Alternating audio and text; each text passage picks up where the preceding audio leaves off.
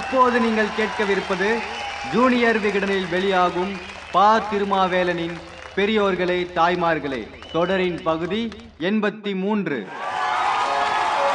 பெரியோர்களே தாய்மார்களே. ஊருக்கு ஊரு சாராயம் தள்ளாடுது தமிழகம் என்று முதலில் ஒலித்தது ஒரே ஒரு கோவன் குரல். ஒரு நாள் நள்ளிரவில் அவரது திருச்சி குடிசையில் இருந்து தூக்கி வந்து சிறையில் அடைத்ததன் விளைவு கோவன் பாட்டை கோடிக்கணக்கான மக்கள் பாடுகிறார்கள். வேலிக்கு வெளியே தலையை நீட்டிய என் கிளைகளை வெட்டிய தோட்டக்காரனே, வேலிக்கு அடியில் நழுவும் என் வேர்களை என்ன செய்வாய் என்றார் கவிக்கோ அப்துல் ரகுமான். என்ன செய்ய முடியும் ஜெயலலிதாவால்? எனக்கும் பூர்ண மதுவிலக்கு தான் லட்சியம் என்று 2 ஆண்டுகள் கழித்து வேகாத வெயிலில் 14 டன் ஏசியில் உட்கார்ந்து புலம்பத்தான் முடியும். உங்களுக்கு நந்தினியை ஞாபகம் இருக்கிறதா? படித்தோம், மனதுக்கு பிடித்தமானவனை கைபிடித்தோம், வக்கீலானோம், சம்பாதித்தோம், செத்தோம் என வாழத் தெரியாத மதுரை சட்டக்கல்லூரி மாணவி. டாஸ்மார்க்கை மூடி என்று நித்தமும் போராடி கொண்டிருக்கிறார். ஏண்டி எங்க லிமிட்டுக்குள்ள வந்து உண்ணாவிரதம் உட்கார்ந்து கழுத்தை அறுக்கிற என்று பெண் போலீஸே அவரை திட்டுகிறது. போலீஸில் ஆண் போலீஸ் என்ன, பெண் போலீஸ் என்ன?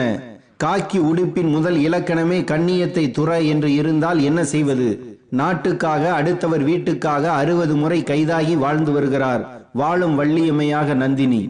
பெரிய குடும்பம், மாளிகை போன்ற வீடு, வேலையாட்கள், மகன் பெரிய அரசியல் கட்சி தலைவர், 4 தலைமுறை பார்த்தாகிவிட்டது. நிம்மதியாக வாழ மனம் இல்லாமல் ஒரு நாள் காலையில் கலிங்கப்பட்டி டாஸ்மார்க் கடை வாசலில் வந்து உட்கார்ந்தார் வைகோவின் தாயார் மாரியம்மாள். அந்த இடத்தையே பாகிஸ்தான் பார்டர் போல ஆக்கிவிட்டது போலீஸ். 60 நாட்களில் மனித தெய்வமான மாரியம்மாளே இறந்தும் போனார். தமிழ்நாட்டு வரலாற்றை பின்னோக்கி பார்க்கும்போது தமிழ்நாட்டு பெண்ணினத்தை நினைத்தால் பெருமையாக இருக்கிறது.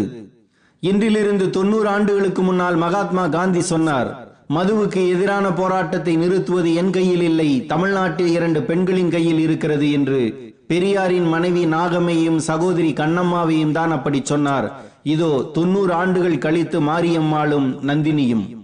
இவர்கள் இருவரும் ஒரு பெண்ணுக்கு புரிய வைக்கவே போராடுகிறார்கள் என்பதுதான் நூற்றாண்டு சோகம். இப்போது யாரை பார்த்தாலும் மதுவிலக்கு பற்றி பேசுகிறார்கள் என்று ஜெயலலிதா சொல்லும் போதே அவரது வார்த்தைகளில் ஒருவித இலக்காரமும் நக்கலும் இருப்பதை அவரது பேச்சை நேரில் கேட்டவர்கள் உணரலாம். பூரண மதுவிலக்கு மட்டுமல்ல, படிப்படியான மதுவிலக்கில் கூட அவருக்கு உள்ளார்ந்த ஈடுபாடு இல்லை என்பதையும் உணரலாம். மதுவிலக்கை பற்றி யார் வேண்டுமானாலும் பேசலாம், கருணாநிதி பேசக்கூடாது என்று சொல்லி இருக்கிறார் ஜெயலலிதா. உண்மைதான். மதுவிலக்கை ரத்து செய்தவர் கருணாநிதி தான். 1971ஆம் ஆண்டு ஆகஸ்ட் மாதம் 30ஆம் நாள் மதுவிலக்கை ரத்து செய்து தமிழகத்தில் மது 6 ஓட பாதை போட்டு கொடுத்த பாவம் கருணாநிதியே சேரும். அன்று ஏக இந்தியாவில் குஜராத்திலும் தமிழ்நாட்டிலும் தான் மதுவிலக்கு அமலில் இருந்தது. மதுவிலக்கை ரத்து செய்யும் மாநிலத்துக்கு நிதி உதவி வழங்கப்படும் என்று நல்ல பிள்ளையாக அன்றைய பிரதமர் இந்திரா அறிவித்தார். தமிழகத்துக்கு நிதி உதவி தேவை என்று முதலமைச்சர் கருணாநிதி கேட்டார். இதை மறுத்த பிரதமர், புதிதாக மதுவிலக்கை அமுல்படுத்தும் மாநிலத்துக்குத்தான் நிதி உதவி என்றார்.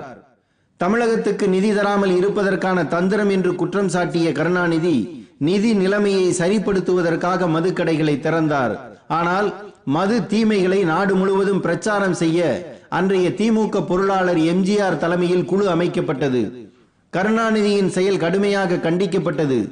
இங்கே மதுவுக்கு தடை செய்தால் பக்கத்து மாநிலத்துக்கு போய் குடிப்பார்கள் என்று மறுப்பு சொன்ன கருணாநிதி, கொழுந்து விட்டு எரியும் நெருப்பு வளையத்துக்குள் கொளுத்தப்படாத கற்பூரமாக தமிழ்நாடு எத்தனை நாளைக்குத்தான் தன்னை பாதுகாத்துக் கொள்ள முடியும் என்று மயக்கும் தமிழில் விளக்கினார். அன்று மூட்டிய ஆல்கஹால் தீ இன்று வரை எரிகிறது. ஒரு கூட்டம், பெருந்தலைவர் காமராஜர் பேசிக் கொண்டிருக்கிறார். கூட்டத்தில் இருந்த ஒரு குடிகாரர் அவர் பேசுவதற்கெல்லாம் குறுக்கே பதில் சொல்கிறார். அவரை சுற்றி இருந்தவர்கள் அடிக்கப் போகிறார்கள். மேடையில் இருந்த காமராஜர், அவரை எதுக்கு அடிக்கிறேன்னு, அவர் பேசவே இல்லைன்னு, அவருக்குள்ள போயிருக்கிற கருணாநிதி தான் பேசுறாருன்னு என்றார். அந்த அளவுக்கு கெட்ட பெயர் வாங்கினார் கருணாநிதி. அதற்காக தமிழ்நாட்டில் அதற்கு முன் சாராயம் இல்லை என்று நினைத்து விட வேண்டாம். கள்ளச்சாராயம் நீக்கமர நிறைந்திருந்தது. கள்ளச்சாராயம் காய்ச்சியதாக, குடித்ததாக 1961 1,12,889 பேர் கைதானார்கள். 1966 1,89,548 பேர் கைதானார்கள். கள்ளத்தனமாய் காய்ச்சுவதை அரசு அங்கீகாரத்துடன் காய்ச்சட்டும் என்று மாற்றிய பெருந்தவருக்கு அடித்தளமிட்டவர் கருணாநிதி. மதுவிலக்கை ரத்து செய்யலாம் என்று கோவை திமுக பொதுக்குழு தீர்மானத்தை ஏகமனதாக நிறைவேற்ற காரணமாக இருந்த எம்ஜிஆர் பின்னர் தனி கட்சி தொடங்க முயற்சித்த போது கண்டுபிடித்த காரணங்களில் ஒன்றாக மதுவும் மாறிப்போனது. மதுவை கொண்டு வந்ததால் தான் கருணாநிதியை எதிர்க்கிறேன் என்று முதலமைச்சர் எம்ஜிஆர் என் இறுதி மூச்சு இருக்கும் வரை மதுவிலக்கு கொள்கையை நிறைவேற்றுவேன் என என்னை பெற்ற தாயின் மீது சத்தியம் எடுத்துக் கொள்கிறேன் என்று கூறினார். 2 ஆண்டுகள் கூட அவரால் உறுதியாக இருக்க முடியவில்லை. 1981 ஆண்டு மே மாதம் 1ஆம் நாள் தமிழகத்தில் மீண்டும் கள்ளுக்கடை, சாராய கடைகள் திறக்கப்பட்டன. அதுவரை இந்தியாவில் தயாரிக்கப்படும் வெளிநாட்டு மதுபானங்கள் உற்பத்தி செய்யும் தொழிற்சாலைகள் இல்லை. 4 தனி நபர்களுக்கும் ஒரு கூட்டுறவுத்துறை நிறுவனத்துக்கு முதலமைச்சர் எம்ஜிஆர் அனுமதி தந்தார். பாலாஜி டிஸ்லரிஸ், எம்பி டிஸ்லரிஸ், மோகன் breweries and distilleries, Chivas distilleries, சாபில் டிஸ்லரிஸ் போன்ற நிறுவனங்கள் உதயமாயின. புகைவண்டியில் பயணம் செய்யும் போது குடலை புரட்டும் நாற்றம் வந்தால் சாராய ஆலையை கடக்கிறோம் என்று பொருள். இந்த ஆலை அதிபர்கள் தான் 25 ஆண்டுகளாக லட்சக்கணக்கான குடிமக்களுக்கு விஷம் விதைத்து பல்லாயிரம் கோடியை சம்பாதித்தவர்கள். இந்த லாபம் 9 குடும்பங்களுக்கு போகிறதா அல்லது ஒரே குடும்பத்துக்கு போகிறதா என்று அன்றைய எதிர்க்கட்சி தலைவர் கருணாநிதி கேட்டார். தமிழ்நாடு சட்டமன்றத்தில் அப்படி கேட்கும் உரிமையாவது கருணாநிதிக்கு கொடுக்கும் அளவுக்கு ஜனநாயகவாதியாக இருந்திருக்கிறார் எம்ஜிஆர். எம்ஜிஆரால் வளர்க்கப்பட்ட ஜெயலலிதா 16 அடி பாய்ந்தார். எதற்கு அடுத்தவர் ஆரம்பிக்க வேண்டும்? தனது நெருங்கிய சகாக்கள் பெயரில் மேற்பார்வையில் மெடாஸ் சாராய ஆலையை 2003 தொடங்கினார். கருணாநிதி எம்ஜிஆர் ஆட்சியில் குடிக்க அரசின் அனுமதி இருந்தது. விற்பனை செய்தவர்கள் தனி மனிதர்கள். ஏலம் எடுத்து எதிர்காலத்தை ஏலம் விட்டார்கள். ஜெயலலிதா டாஸ்மாக் கடைகளையே அரசாங்கம் நடத்தும் என்று மாற்றினார். அரசு ஊழியர்களையே அளந்து ஊற்ற சொன்னார். மிடாஸ் சரக்கே நல்ல சரக்கு என்ற அளவுக்கு புள்ளி விவரங்களை உருவாக்கி கடந்த 2013ஆம் ஆண்டு மட்டும் 2000 கோடி ரூபாய்க்கு மிடாஸ் சரக்கு வாங்கப்பட்டு உள்ளது என்றால் 2003 முதல் 2016 வரை இந்த 13 ஆண்டுகளில் வந்த பாவ பணம் எவ்வளவு இருக்கும்? அடுத்து வந்தார் கருணாநிதி. அவர்தான் ரொம்ப உஷாராச்சே. கோபாலபுரம் வீடும் காட்டூர் நிலமும் தவிர தனது பெயரில் எதையும் வைத்துக் கொள்ளாதவராச்சே. SNJ டிஸ்லரிஸ், கால் distilleries, elite distilleries, imperial distilleries and wine P limited, king distilleries என்று புத்தகம் ரிலீஸ் பண்ணுவது மாதிரி டிஸ்லரிஸ்களுக்கு அனுமதி கொடுத்தார். கருணாநிதியை வைத்து படம் எடுத்த முருகனுக்கு ஒரு கம்பெனி, கருணாநிதிக்கு பாராட்டு விழா எடுத்த ஜெகத் ரட்சக ஆழ்வாருக்கு ஒரு கம்பெனி என்று மன்னர் தன் வசம் இருந்த பரிசு பொருட்களை வாரி வழங்கினார். 2006 முதல் 2011 வரை சமூக யதார்த்தம் உணராமல் கருணாநிதி ஆட்சி நடத்திய காலம் அது. சினிமாவுக்கு கதைவசனம் எழுதுவது, கலைஞர் டிவியை உருவாக்குவது, பாராட்டு விழாக்களில் பங்கெடுப்பது என்று மொத்த 5 ஆண்டுகளும் கழிந்ததுதான் திமுகவின் பெரும் சரிவுக்கு அடித்தளம் அமைத்தது. படத்தில் குடிப்பது போல கூட நடிக்காத எம்ஜிஆர் நிஜத்தில் சாராய கடைகளை திறந்தார். பூரண மதுவிலக்கு என்று சொல்லும் கருணாநிதி தன்னோடு இருப்பவர்கள் சாராய ஆலைகள் நடத்துவதை தடுக்கவில்லை.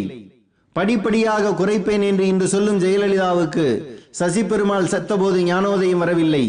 மாரியம்மாள் உண்ணாவிரதம் இருந்தபோது சொல்ல தோன்றவில்லை. மதுவிலக்கு போராட்டம் நடந்து கொண்டிருக்கும் போதுதான் நீங்கள் குடிக்கும் மதுவில் போலி கலந்திருந்தால் எண் 105881 என்ற எண்ணுக்கு டயல் செய்யவும் என்று டோல் ஃப்ரீ எண்ணை அமைச்சர் நத்தம் விஸ்வநாதன் அறிமுகம் செய்தார். ஏன் இவர்களுக்கு மதுவின் தீமை தெரியாதா? மதுவை இவர்கள் அரசாங்க நிதியாகத்தான் பார்க்கிறார்கள், சமூகத்தின் அநீதியாக பார்க்கவில்லை.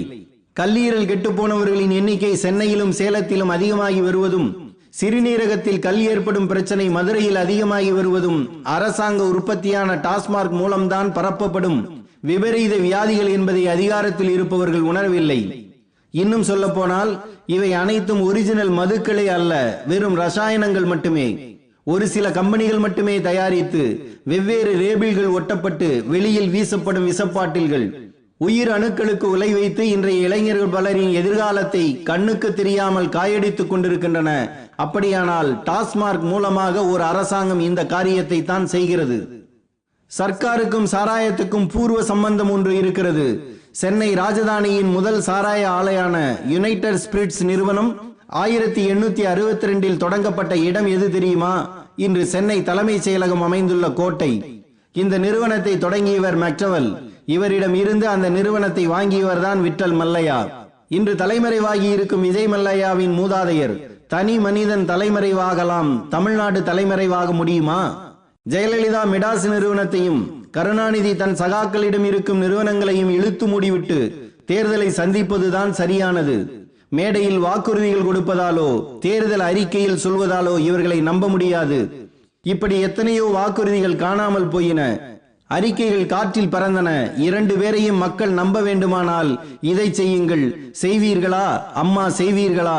செய்வீர்களா அப்பா? செய்வீர்களா?